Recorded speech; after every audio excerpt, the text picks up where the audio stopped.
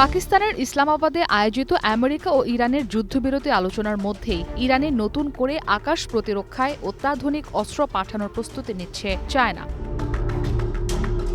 এ বিষয়ে সিএনএনের প্রতিবেদনে বলা হয়, আগামী কয়েক সপ্তাহের মধ্যেই সরঞ্জাম পাঠানো হতে পারে। তবে এমন তথ্য প্রকাশ্যে আসার পরপরই নতুন করে উত্তেজনা তৈরি হয়েছে আন্তর্জাতিক অঙ্গনে। কারণ সম্প্রতি আমেরিকা ও ইরানের মধ্যে সংঘাত থামাতে মধ্যস্থতার ভূমিকায় থাকার কথা জানিয়েছিল দেশটি।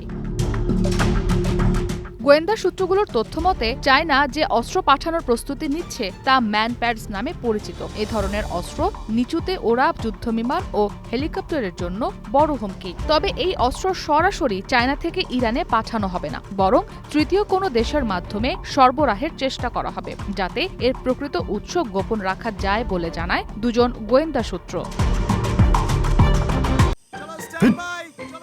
লাইফে কোনো কিছুর গ্যারান্টি নাই, তাই ইন্স্যুরেন্স করুন সিটি ব্যাংকে। কারণ ইন্স্যুরেন্স করলে সিটিতে সুরক্ষা পাবেন নিশ্চিন্তে। তবে এসব অভিযোগ সরাসরি নাকচ করে দিয়েছে ওয়াশিংটনের চায়না দূতাবাস। তাদের দাবি, চায়না কখনোই সংঘাতে জড়িত কোনো পক্ষকে অস্ত্র দেয় না এবং আন্তর্জাতিক দায়িত্বশীলতা বজায় রেখেই চলেছে।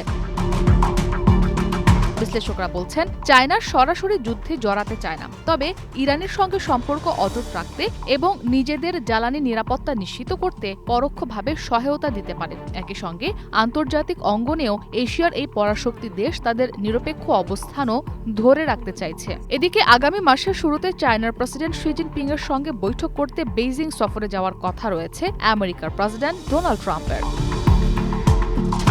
ইসরাত মুক্তি, ওয়ান ইন্টারন্যাশনাল ডেস্ক।